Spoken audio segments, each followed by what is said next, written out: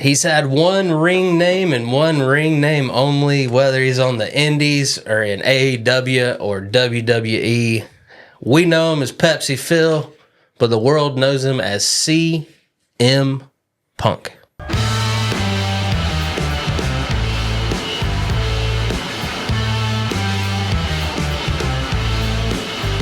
What's your favorite CM Punk memory? Ooh, my favorite CM Punk memory. I mean, I think it has to be when he came back, Survivor Series 23. Yeah, I mean, that was huge. There had been rumblings for years and years and years about it, and I just did not watch as much CM Punk when he in his first run. And so, I don't know, for me, that moment was massive. I remember watching it and just being like, holy shit. And so I think that's what I got to go with. You know, if we're going to go with like a wrestling moment, I mean, this, you know, again, like it's going to be on this most recent run. It's going to be the Bad Blood match, the Hell in a Cell. Oh, yeah, that was against Drew McIntyre. Just thought, feud of the year. Thought it was amazing. So, yeah, what about you? My favorite is the Summer of Punk. I learned during our research there was 2 Summer of Punks. There was a Ring of Honor Summer of Punk, and then they redid that storyline in WWE. But yeah, when he threatened to leave with the belt, that was fantastic. Mm-hmm. Yeah, it was great. That was a great. I mean, we'll talk about it, but that Money in the Bank with John Cena is one of my favorite matches of all time. Mm-hmm. Philip Jack Brooks, born October 26, 1978, Chicago, Illinois. And like I said in the intro, he's only gone by CM Punk. His mother was German-Polish, father Irish descent. He came out with the umbilical cord wrapped around his neck. He was blue upon arrival. He almost didn't make it. Growing up, father was an alcoholic, so that is his main reasoning behind being straight edge. He saw what it did to people. He's like, not me. Mom was bipolar. He ended up having to get a restraining order against her as an adult. So not a good childhood, not a good family life. He doesn't talk to his brother anymore, but we'll get to that.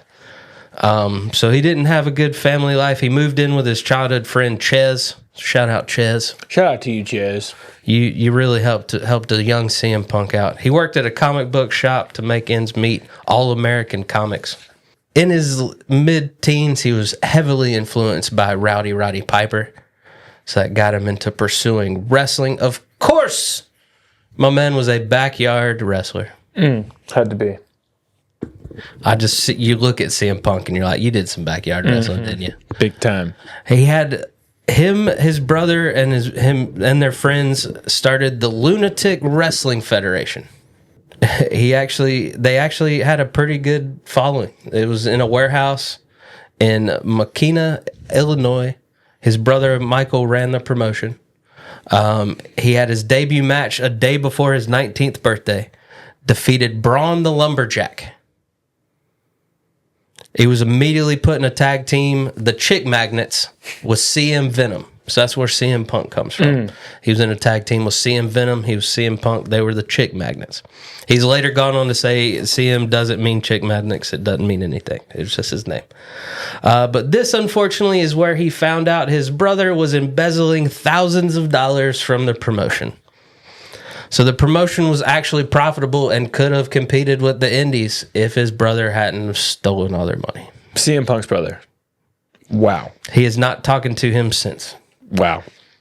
So Punk took this time to be like, you know what? I've been doing the backyard thing. Let me actually go get a wrestling education. So he went to Steel Domain Wrestling School in St. Paul, Minnesota. Trained by Ace Steel, Kevin Quinn, and Danny Dominion. This is 1999 is when Punk goes to school. He meets Colt Cabana. This is him and Colt Cabana. Like, it's crazy. Like, they've always been intertwined for good or bad. But they actually met at wrestling school. Wow, amazing. While he was finishing up school and starting on the promotion attached to the school, they formed the Gold Bond Mafia. CM Punk, Colt Cabana, Adam Pearce. our beloved GM Adam Pearce, and a indie wrestler named Chuck E. Smooth. Wow. So he'd do the indies for a little bit. In 2002, he won his first heavyweight championship. CM Punk is now the IWC International Wrestling Cartel heavyweight champion. He'd then go on to IWA Mid-South, where he'd win their light heavyweight championship and their heavyweight championship 5 times. 5-time champion. He would have feuds with the likes of AJ Styles, Chris Hero, and Eddie Guerrero. During this time, he would have a 93-minute 2 out of 3 falls match with Chris Hero. Wow. 93 minutes. It's a long time. He would then boycott IWA. He said that they were mistreating Chris Hero. So he said, I'm not working for you anymore. Later on in interviews, Chris Hero was like, they weren't really treating me that bad. And I think CM Punk used that as an excuse to not work with them. Fair. So. That's not like a CM Punk move. Right. So this is late 2002, September 18th to be exact. Punk and Ace Steel would debut for TNA, winning a triple threat tag team match to where they got a future tag title shot, and they lost that. He'd then go debut at Ring of Honor in November of that same year in a gauntlet match for the Ring of Honor Championship that was won by Bryan Danielson. So he did like a one-off for TNA. He would return as part of Raven's stable, The Gathering, in mid-2003. But late 2002, really focusing on Ring of Honor, which, funny enough, his first feud was with Raven. He'd trade some wins with Colt Cabana in a big feud with Raven. His rivalry was based on Punk's straight edge lifestyle. Raven did not respect it whatsoever. In 2003, the feud with Raven was considered Ring of Honor's top feud that year. So him and Raven had some great matches. This is when he would form the Second City Saints with Ace Steel and Colt Cabana. So they got a little 3-person stable over there. And behind the scenes, he was growing too. He became Ring of Honor's first head trainer of their Ring of Honor wrestling school. He'd won the tag titles with Colt, defeating the Briscoes. They'd hold those till about mid-2004. And this is when he would start a main event feud with Samoa Joe. And Joe vs. Punk 2 was the best-selling Ring of Honor DVD at that time. And Ring of Honor lived on DVD sales. So if you were one of the best sellers for a while, that means you had a banger on your hands. It was the first American 5-star match in 7 years. Wow. First since Undertaker shone the original Hell in a Cell when Kane debuted. That was the last 5-star American match before this one in 2004. They wrestled to a 60-minute draw and still got 5 stars. So they did something. He's back in TNA now. Him and himself and Julio De Niro have turned on Raven.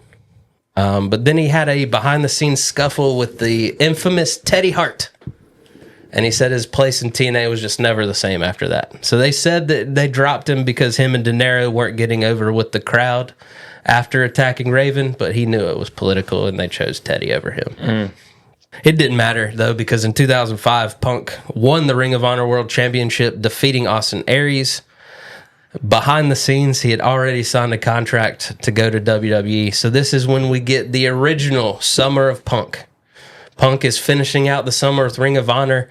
Everyone knows he's going to WWE in the fall, and he is playing on air that he's going to take the Ring of Honor World Championship with him to WWE. He even signed his WWE contract on top of the Ring of Honor belt in a segment. So he knew how to get heat from day one, you know. Mick Foley was involved. Mick Foley would show up to Ring of Honor begging him to do the right thing and turn the belt over before he left. It was great. Great storylines. He did lose the belt August 12th.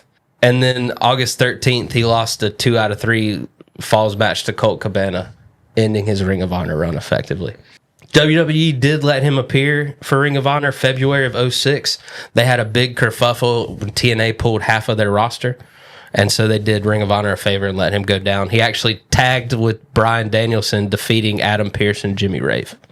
He is actually inducted in Ring of Honor's inaugural class, their Hall of Fame, in 2022. So Ring of Honor, Hall of Fame, CM Punk. And that, seriously, go check out that run with Joe. Those Ring of Honor matches with Samoa Joe are so good. Yeah, hence the reference to Samoa Joe on the Roman Reigns Road to WrestleMania. I hate to tell you that it took me a second to realize what he was saying. So he signs his WWE contract. He's sent to OVW. That is where he is mentored by one of Paul Heyman. So their friendship immediately. He won the TV, tag, and heavyweight titles down in OVW. They were like, let's run you through the ringer here. He debuted on ECW, WWE's ECW, June 24th, 2006, defeating Stevie Richards in Philadelphia. You defeated an ECW original in Philly. It was a house show, though. So he made his first televised match even better, defeating Justin Credible in the Hammerstein Ballroom. Wow. So they put him on a pedestal in ECW immediately, only for him to get involved with that terrible Mike Knox, Kelly Kelly storyline nonsense. He was the first eliminated in that Extreme Elimination Chamber at December to Dismember, where it was your standard elimination chamber, but with weapons. But even though he was the first one eliminated, this would spark a 6-month undefeated streak. He would go on a tear in ECW. Finally lost to Hardcore Holly. Hardcore Holly gave him his first loss in ECW. He had an unsuccessful WrestleMania 23 Money in the Bank match. It was the third iteration of the match. It was the one Mr. Kennedy won. Oh, they had such plans for Mr. Kennedy. We're going to have to go down that wormhole one of these days. The illegitimate child that never was. He teamed with... They were giving this dude the moon back in ECW, though. Teamed with Tommy Dreamer and Sandman, defeating the New Breed. That was Elijah Burke's stable. He had a fake heel turn, too, where he was going to join the New Breed, but doubled down with the ECW Legends. It was fantastic. He even won the ECW Heavyweight Championship, defeating John Morrison. He'd go on a nice run with the belt, defeating Elijah Burke, Big Daddy V, The Miz, John Morrison again. He had a nice run late 2007, and in January 2008, he lost the belt to Chavo Guerrero due to interference from Edge. WrestleMania 24. Okay, so he lost in 23. So what happened to him in 24? He gets his revenge. Back in that Money in the Bank match. Wins the briefcase. Big moment for Punk. A few months later, June 2008, our man's drafted over to Raw. This is when they were all about changing storylines with the draft. And so he's taken that Money in the Bank contract with him, and he can cash in on either show. But he ends up cashing it in literally a week later on Edge, on Raw, to win. Look at the storyline continuation. Yeah. Edge cost him the ECW title, so he's like, all right. Yep. So Punk would go on to defend against Batista, JBL, but he would drop the title when he could not participate in a championship scramble match because he was attacked by Randy Orton in the Legacy, so he was forced to vacate that. That's when you were watching, belt. Right? What was up with the... I actually wasn't watching here. Okay. What was... it just seemed like the early 2000s, mid-2000s, they were all about that championship scramble. Yeah. They're like, you're entering the championship, and then we just don't know who's going to win. Mm-hmm. It was a good way for them back in the day to just switch up the champion. Exactly. Chris Jericho would end up winning the World Heavyweight title after replacing Punk in that match. Oh, he took your spot and your belt. Yeah, and he would go on to win that match and the belt. We now have Chris Jericho as a champion. Punk would then lose his rematch. He would get a rematch against Chris Jericho, and he would lose. Well, those were the days of the automatic rematch. In the steel cage match. Ooh, steel cage. All right. Fast forward to October 2008. Later that year, Punk and Kofi Kingston decide to team up. And they're teaming up against Cody Rhodes and Ted DiBiase, a couple of the Legacy Boys. Couple of Legacy Boys. That's and fun. Punk and Kofi would beat the Legacy Boys. They win. Fun. Him and Kofi tag team champions. Mm-hmm. What a weird combo. Yeah, but I'm here for it. They win those world tag team titles.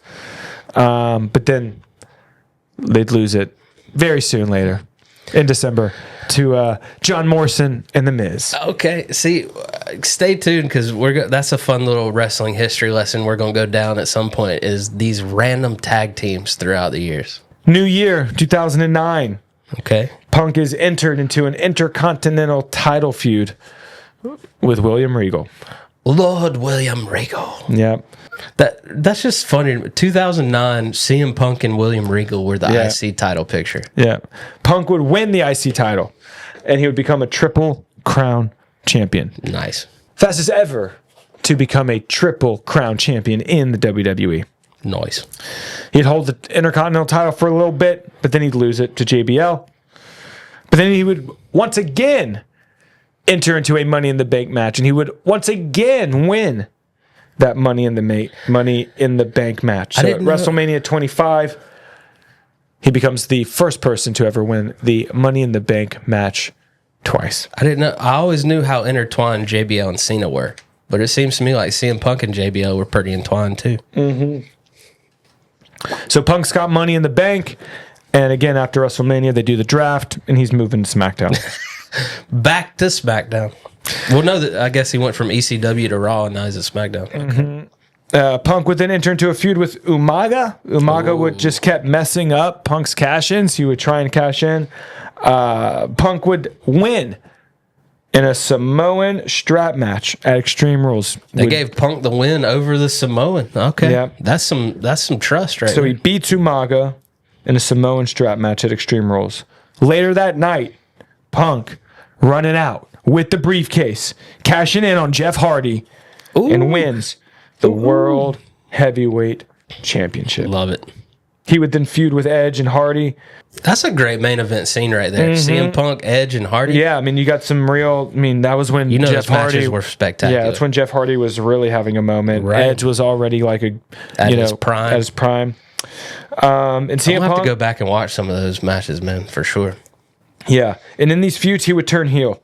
And he kept feuding with Jeff Hardy. They trade the title back and forth. Ultimately, CM Punk would beat Jeff Hardy. Do you prefer Punk as a heel or a face? Do you think he does better work as a heel or a face? A heel. I agree. Yeah. He ultimately beats Jeff Hardy for the title in a loser leaves the company match. Ooh, so he kicked Hardy out. Kicked Hardy out of the company at that moment in time. Next thing you I'm know, guessing a rehab extent. I'm not sure. It was something. Yeah. Something. Next thing you know, CM Punk finds himself in the crosshairs of the dead man, Uh-oh. The Undertaker. So that's nice to know he had a feud with The Undertaker before that WrestleMania match with Paul Heyman. Yeah. October 2009, he would lose to Undertaker in a Hell in a Cell match. And then that would become the Straight Edge Society in 2009. Oh, okay. So that led to straight. We're gonna have to go back. I'm gonna have to go back and see how many Hell in a Cell matches Undertaker's been in. My goodness. Like I know it's his match, but like you hear about a new person he had one with every few weeks. Yeah, and then the Straight Edge Society, would recruit members, make them shave their heads. Festus, Luke Gallows. He said Festus was on drugs, right? And he had to cure him. What a terrible gimmick he had as Festus, though. So I'm so glad it had a payoff at least. Yeah. None of those members in the Straight Edge Society would stay. None of them would last. Yeah. So what I was looking back on some clips, and it looks like they'd pick some kid that looked like maybe an indie wrestler, get him to do the vow, shave the head, and then bye. Yeah, the only one that kind of sticks around is Serena. Serena comes, shaves her head. She pulled it off. She could pull off the shaved head look. She starts accompanying Punk and Gallows, and Punk is also mentoring an NXT rookie at this time, Darren Young. What a weird combo. Hey, let's put him with CM Punk. 2010 Royal Rumble, where Punk notoriously would get on the microphone between eliminations. His Jesus storyline. And then WrestleMania 26 around the corner, enters a feud with the great Rey Mysterio. I think if I'm remembering a clip right, he interrupted Rey Mysterio's daughter's birthday. So like CM Punk always was ready to go that extra mile for a feud. Yep. See, this is what we're wanting for WrestleMania. Come on, I need someone interrupting their kid's birthday party. CM Punk loses to Rey Mysterio, but would win later that year in a rematch at Extreme Rules. Okay. With the help of Joey Mercury. The fourth member of the Straight Edge Society. Look, see, he finally recruited somebody. Look at that. Rey Mysterio and CM Punk would have a third match. CM Punk would lose. He would shave his head, and he would wear a black mask He's out not of Jesus embarrassment. anymore. Summer of 2010, Straight Edge Society is feuding with The Big Show. Punk would then abandon the Straight Edge Society at SummerSlam in a 3-on-1 handicap match. That sounds like Punk. Big Show won that match, and Punk said, "See ya." I'm out. Society disbanded. Serena was released. Mercury got injured. It's a bummer. Yeah. Punk was then traded back to Raw. Always traded. He'd injured his hip, and during this time would do some commentary where he really shined. Hence why Punk is always talking about how good he is. Right. I remember seeing some clips of him on commentary being like, damn, he's good at this. Early 2011, he comes back from injury to attack John Cena, putting him right in the main event scene. John Cena. He becomes the new leader of Nexus. Oh, boy, Nexus. They didn't know what to do with that, did they? They killed it by not letting John Cena lose to him, and then they didn't know what to do with it. Yep. And then later that year, CM Punk's out here getting revenge on Randy Orton. Hey, Coming back around from that's 2008. some long storytelling right there. Yeah. Randy Orton has a title opportunity, and CM Punk would screw him over. He said, you cost me that championship scramble years ago. Randy would then punt literally all of the members of Nexus on their road to WrestleMania 27. That checks out. Yep. They would do it again at Extreme Rules, 2011. And then Punk goes on another winning streak. He revealed his contract was up on a day in July. He told everybody. Summer of Punk Part 2. And he vowed to take the WWE title with him. That was his goal at that time. On June 27th, 2011. So this is just before that. So he tells everybody his contract is up. So about 2 weeks before that, 3 weeks before that, is when Punk gets on the mic and delivers what is now known as the pipe bomb. And if you want to, it's online word for word. Like, for some reason, I remember the pipe bomb, and I've watched it plenty of times before, but reading it really just hits you a little bit harder. So if you get a chance, go read it. I don't hate you, John. I don't even dislike you. So good. So that would go on to, Punk's Cena at Money in the Bank. Punk wins. He's still the champion. He can fulfill his promise of leaving with the belt if he wants to, because his contract expires, allegedly. We all knew he signed the contract, really, and they were going to plan this out. So they have a tournament. Since Punk's gone, they have a WWE Championship tournament. Rey Mysterio wins it, but Cena beats him that same night. So Cena's a champion. This is when they'd be like, hey, you win. No, you win. No, you win. No, you win. So Cena's a champion. Punk returns and spoils Cena's celebration. So Triple H upholds both of their claim to the WWE title. He says at SummerSlam, we're going to crown a winner. Punk actually beats Cena. Punk is the sole WWE champion. But then we get that super weird angle where Kevin Nash comes out of nowhere and power bombs him, allowing Del Rio to cash in, and now Del Rio's the champion. So what was all of this Summer of Punk Part 2 for, if at the end of it, Del Rio's your champion? That would lead to Punk feuding with Triple H, because Kevin Nash got hurt, I think, and couldn't continue the feud. Then he feuded with John Laurinaitis. He would pin Del Rio at Survivor Series for his second WWE title run. He feuded with Jericho from Rumble to Mania to Extreme Rules. That's when they were going back and forth on who the best in the world was. Feuded with Daniel Bryan and Kane. AJ Lee's in there. That's when they became together romantically. Went on a run, though, again. Cena would still headline, but Punk would be there with the belt. Raw 1000, this is July 23rd, 2012. Cena was the first person to ever call their cash-in. And Punk defeated Cena at Raw 1000. This is when The Rock would start their feud. He would call, this is July, and he'd say, I'm fighting you at Royal Rumble. What? So Punk, we kind of knew Punk would hold on to the belt, so that kind of made this last half of 2012 weird. but that's 2012 WWE. He would defeat Cena and Big Show at SummerSlam. He would become a Paul Heyman guy, officially on screen. He would fight Cena to a draw at Night of Champions. He would beat Ryback at Hell in a Cell thanks to one Brad Maddox. We all remember that guy.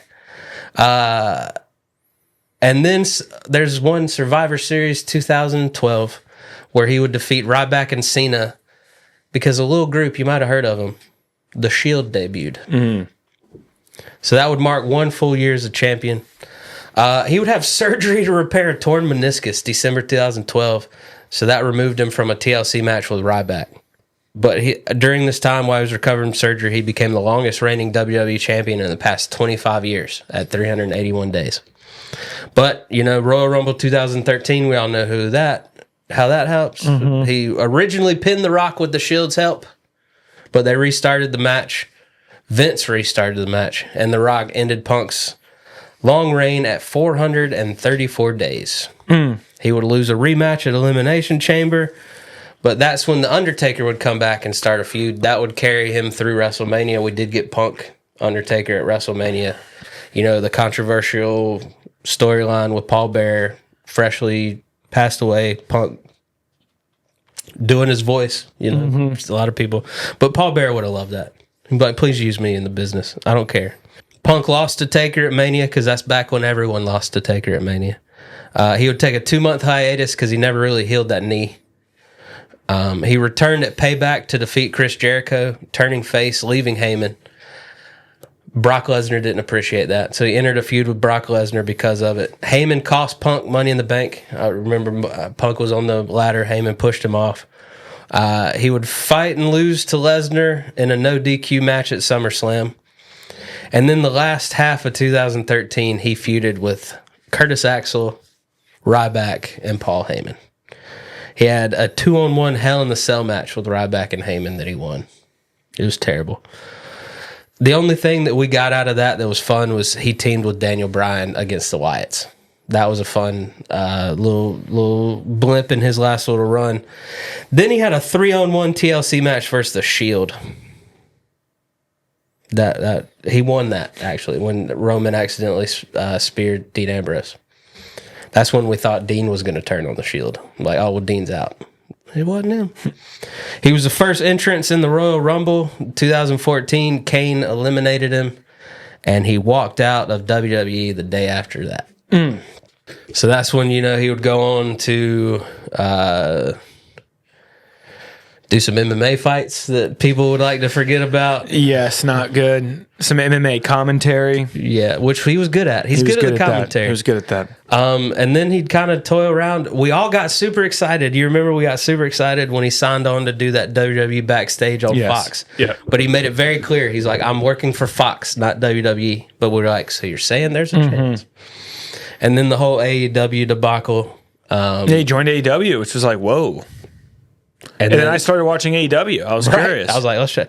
I will give it to him. I absolutely loved everything him and MJF did. Yes, great. That was one of my favorite feuds of all time in AEW so far. We got to get MJF in WWE. Yeah, man, it's gonna happen. He's just he's letting AEW throw a lot of money at him right now because they know that. Blame him. Yeah, but they know that he's going to be the top star. He's the only one on AEW where you're like, you're a WWE guy. Yeah, and you should be in the main of, like, you are the next 15 years of the business. They got to start putting him in feuds with like Randy Orton and stuff. Like, he's the closest we'll ever get to an 80s villain ever again. Yes. And we need that desperately in the business right now. So yeah, he would have that debacle with Jack, Mr. Perry. Mm-hmm. And the glass. Yeah, Jack Perry wanted to do a stunt. He wanted to use glass. CM Punk, they had a rule like, we're not using glass, and Jack Perry was like, no, I want to use glass. Jack Perry apparently was being super stubborn about it. And, I think that CM Punk's patience wore thin, and things got physical. Yeah. Samoa Joe had to split him up. Yeah. Because Tony Khan wasn't going to do it. That's for sure. Yeah. And then, Survivor Series 2023, Chicago. Had a great War Games match. I'm still no, upset. I mean, yeah, we had a great match, and then I'm still upset he overshadowed our Trick's return. Okay. and Randy Orton's return. And Randy Orton. Yeah, Randy Orton returned that night. I'm surprised Randy wasn't a little more upset about that. But that shows Randy's growing as a human But he being. still got a huge moment. Like, they gave his return so much time to sit. They did. You know, They did. All right, we got some stats for you. I just kept it to Ring of Honor, AEW, WWE, and whatever PWI. Yeah, lay it on me. So, one-time Ring of Honor World Champion, two-time Tag Champion with Colt Cabana, Ring of Honor Hall of Fame 2022, two-time AEW World Heavyweight Champion. He actually, and he won the 2022 Best Mic Duel with MJF. But in WWE, he's a Triple Crown winner, one-time OVW Heavyweight Champion, one-time OVW TV Champion, one-time OVW Tag Champion with a Seth Skyfire. Could not find a lot on him.